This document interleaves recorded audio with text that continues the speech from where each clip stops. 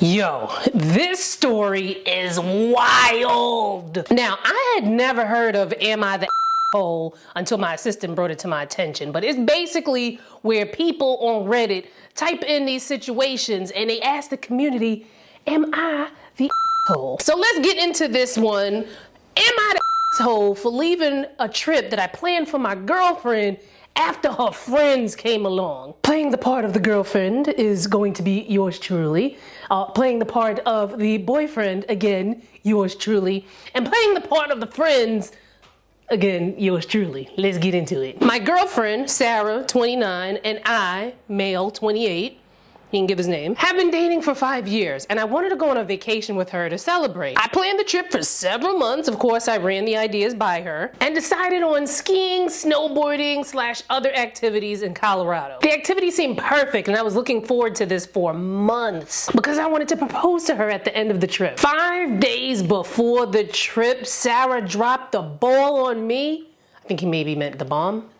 That she was going to have 2 of her friends meet her there. My bad, y'all, if y'all heard the cat counting before. Now, I was upset because I wanted to spend one-on-one time with Sarah for our anniversary, and I feel like it was plain and clear that I just wanted it to be us. Even though I expressed my frustrations, Sarah let me know that her friends had already planned it and would not back out. So I decided to accept this because there was no way that I was gonna force her friends to not come, although I do wish I fought more on this. I figured we could make a couple of changes to our plans and I'd still be able to propose to her privately, but Sarah blew me off to hang out with her friends and we never got any private time. After 3 days of being in second place, I decided to just go home. I told Sarah why I was leaving and she was upset. She told her friends about my decision and I was ganged up on. They said we were all having a great time. Sarah thinks I'm being a jerk because I made her choose between me and her friends when her friends weren't even invited in the first place. I never had problems with her friends prior to the trip. I never made Sarah pick between me and her friends because everyone needs friends outside of their relationship. I'm at home now and just thinking about everything. I have a day to myself before Sarah comes home so I can relax a little bit. Sarah and her friends think I overreacted and that I ruined the trip. I think Sarah was disrespectful and rude to me by ruining the purpose of the trip and then having her friends gang up on me. Am I the asshole for leaving a trip that I planned for my girlfriend and I after her friends came along? Now there are some edits here. His first edit was this was a planned anniversary / romantic trip. I was clear that the plans were for us too. We've been on other anniversary trips without her friends there and we had discussed marriage beforehand, so it wasn't like out of the blue when I had plans on proposing. Then he had a minor update. My friends are here at the house and they've been running potential interference. Just in case her friends shot to bombard and harass me. They've been great and I'm so glad to have them. Minor update number 2, none of Sarah's friends came to harass me, which is good. Sarah hasn't come home yet though, and I figured out what I wanted to say and have it written down. Now before y'all get to typing in them comments, there's another major update. From the bottom of my heart, thank you to everyone who sent me kind words and encouraging private messages. I decided that I wanted to end this entire relationship. I packed my important belongings, my passport, my clothes, and arranged with my best friend to crash at his apartment until I could find my own. Usually when small issues happen in a relationship, it kind of ties into bigger issues. The main reason why I decided to break up is because I realized that her friends will always be closer to her than me.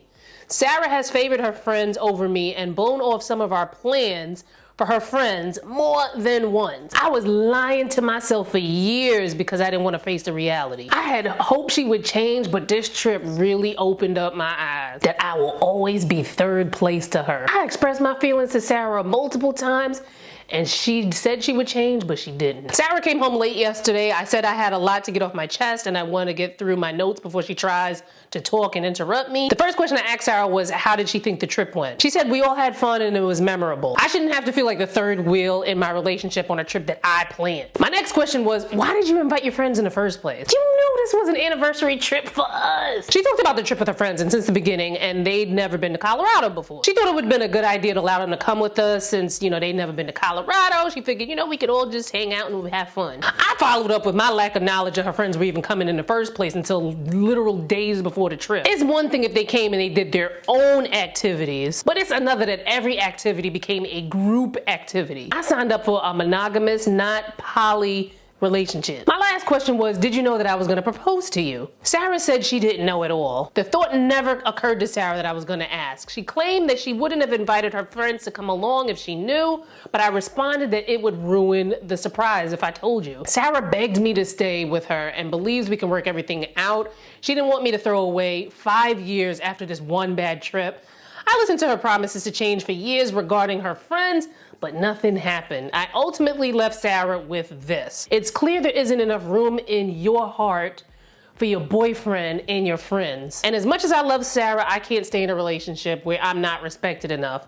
I left Sarah in the house by herself and drove off to my friend's place. I'll figure out how to get my name off the lease and if I plan to get the rest of my belongings. As for the ring, I will return it this weekend. My thoughts. Okay, I was with dude because Sarah was wildin'. Wilding out by bringing her friends on this trip. Wilding out. He did say he made it known that this was gonna be a romantic trip. I don't know why Sarah thought, let me get the homies on the trip as well too. And like he said, it would have been one thing if they came and then they did their own activities, but every activity became a group activity. And Sarah, child, you wrong for that. But I did get some red flags with a couple of things that dude was saying. Just a couple red flags. Red flag number one, where he said, it's clear that there isn't enough room in your heart for your boyfriend and your friends. Red flag number two, the main reason why I decided to break up is because I realized that her friends will always be closer to her than me. Sarah has favored her friends over me and blown off some of our plans for her friends more than once. I was lying to myself for years because I didn't want to face reality yet. I had hoped she would change, but this trip really opened up my eyes that I will always be in third place to her. I expressed my feelings multiple times, and Sarah promised she would change, and she didn't. Now, me, myself, personally, I need my separate time away from my boyfriend when I'm in a relationship, and I expect him to do the same. Like, I have my friends, you have your friends. We can't be up underneath each other all the time. Me personally, I can't do that. Like, I like being up underneath my dude, but I also need my space. They are young though, 28 and 29, and dude said that he's been lying to himself for years. So if they're 28, 29, then they've been together at least since maybe like their early to mid 20s, which is a point I'm gonna get back to in a second. They'd actually be about 23, 24 because there was a point where Sarah said that she didn't want to throw away the 5-year relationship, so yeah. Now, Sarah probably was wilding on many occasions by blowing dude off to be with a friend, right?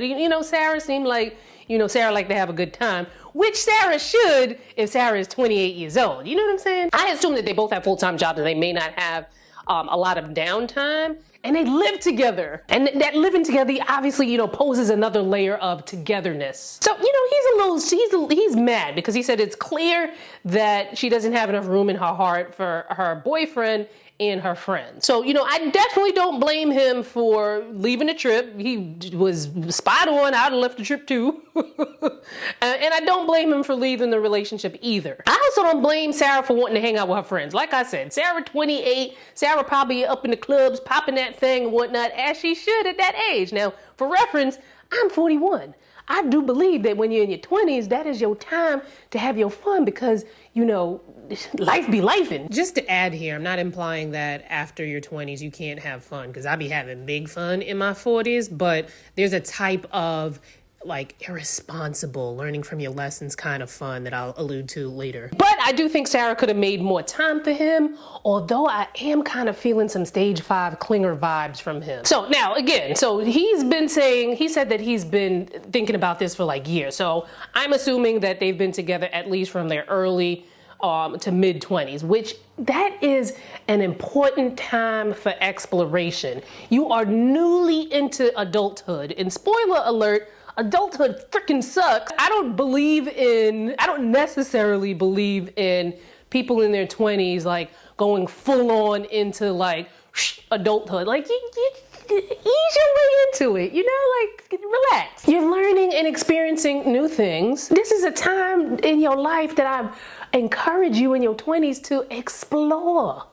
Get out there. Now, if I were to take it to the next level, I would say that, this is probably also not the time to be in a serious relationship, but, that's another topic for another day. Being in your 20s is about dating around, hanging with your friends, learning from mistakes, learning things like how to balance your not your checkbook, but you know what I mean, your budget and all that other stuff, learning how to be responsible. There's a lot going on in your 20s. And when you hit them ages between like 25 and 28, when you hit that quarter life crisis where you feel like, oh my God, I'm not where I want to be, and blah, blah, blah, blah.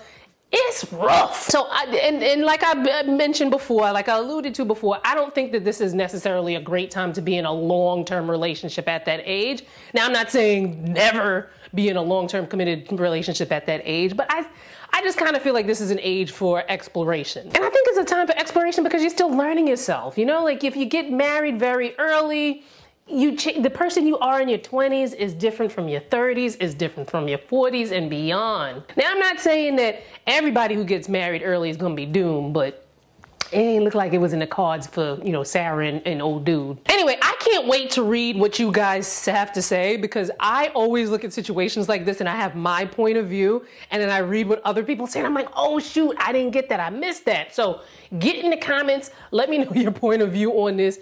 Was dude the asshole for leaving the trip? Was he the asshole for ending the relationship? What role did Sarah have to play? What do you think about long-term committed relationships when you're in your 20s? Get all in the comments, get all chitty-chatty, let me know about it. Especially let me know what you guys think about juggling your romantic relationships with your friendships. Let me know about that. Now, speaking of friends, if you ain't got none, I'm in this video right here telling you why that is and how you can make new friends as an adult. I'll see you there.